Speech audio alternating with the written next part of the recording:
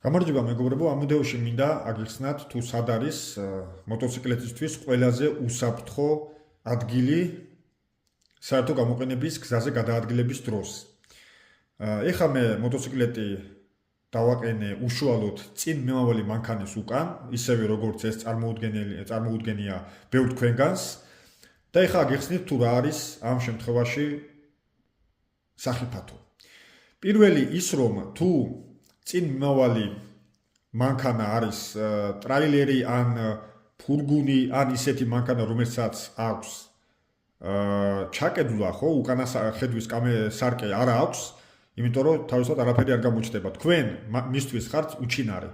გვერდითა სარკეებში თქვენ არ ჩანხართ. და თუ მოხდება მაგალითად ავარიული დამოხრუჭება ან საგზაო საავტომობილო შემთხვევა და წინ მომავალ მანქანას მოუწევს მკვეთრი დამოხრუჭება, დიდი ალბათობით თქვენ დაეჯახებით უკნიდან. და ავარია მოტოციკლეტზე 60 კმ/სთ-ითაც კი შეიძლება იყოს ფატალური, იმიტომ რომ თქვენ ფაქტიურად არაფრით დამაგრებული არ ხართ. თუ მაგალითად თქვენ იყოფებით უკიდურეს მარჯვნივ პოზიციაში, ხო, გზის მარჯვენა მხარეს.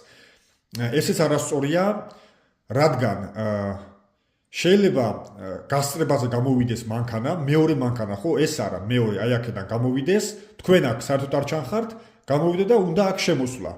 აქ როცა დაიწყებს შემოსვლა, დაგინახავთ აი ამ მომენტში უკვე, რაც უკვე გვიანია და შეიძლება გზიდან გადაგაგდოთ. ესეც ძალიან სახიფათოა. ამიტომ ერთ-ერთი ყველაზე უსაფრთხო მდებარეობა მოტოციკლეტის საერთო გამოყენების გზაზე, როცა მოძრაობთ, მაგისტრალზე მნიშვნელობა არ აქვს, ორმხრივია ან როგორი არის, თუ არის გამყოფი ზოლი უკიდურესად მარცხნივ გამყოფ ზოლთან.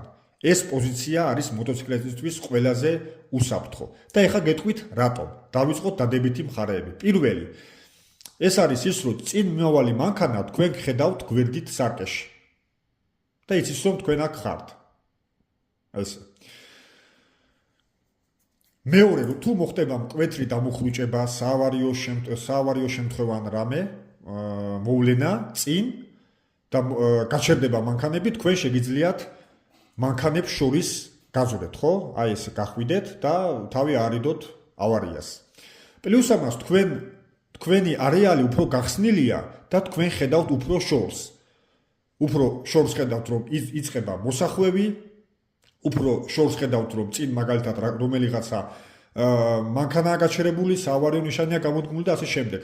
ამიტომ ეს პოზიცია არის ერთ-ერთი მნიშვნელოვანი უსაფრთხო მოძრაობისთვის საერთო გამოყენების გზაზე.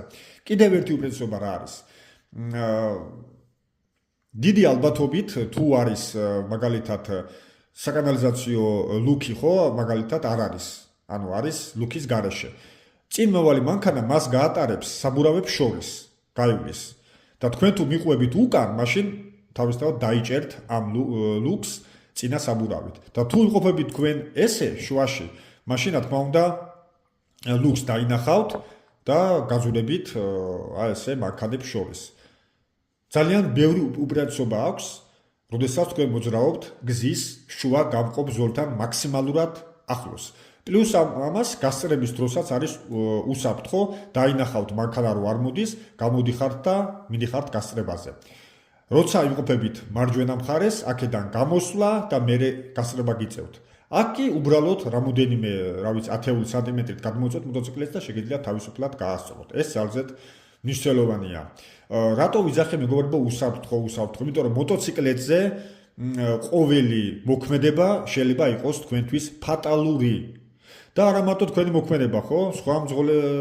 სხვა საგზაო მოძრაობის წევრების მინიმალურმა შეცდომამ შეიძლება თქვენი სიცოცხლის მოსწრება გამოიწვიოს. ამიტომ ყველაფერს უნდა მივაქციოთ ყურადღებას. და ის არგუმენტები, რასაც მე დღეს ვხედავ ინტერნეტში, ხო, მე ესე დავდივარ 5 წელი და არაფერი არ მოსვლია და მე ეგერ მეგობრებო სამოხრუჭე ბალიშების გარეშეც დადის ხალხი, მაგრამ არაფერი არ მოსდით. მართალია ეგ? რა თქმა უნდა არა. ეს ყველა კანონი, რასაც მე ხავ ამბობ, სად უნდა იყოს მოტოციკლეტი, როგორი ცნება უნდა იყოს საბურავებში, როგორი ექსპლუატაცია უნდა და ასე შემდეგ, რასაც მე კიდევ ვიტყვი სამომავლო ვიდეოებში, ყველა კანონი დაწერილია სისხლით, მეგობრებო. ეს არ არის ჩემი მოფიქრებული, ან ვიღაც ადამიანის მოფიქრებული, ხო? ეს მოიფიქრეს და დაწერეს საერთაშორისო ავარიების და აი ამ ყველაფერი შეჯახებების სტატისტიკის ხარჯზე. ამიტომ მივაქციოთ ყურადღება. ნუ შეავსებთ სტატისტიკას. იყავით ყოველთვის ყურადღებით. რა თქმა უნდა, ამისთვის საჭიროა რომ გამოიწეროთ ჩემი არხი, სადაც შემოგთავაზებთ ძალიან ბევრ საინტერესო ვიდეოს იმისთვის, რომ თქვენ უსაფრთხოდ იმოძრაოთ მოტოციკლეტით ტრასაზე თუ ოფროუდზე, მნიშვნელობა არ აქვს.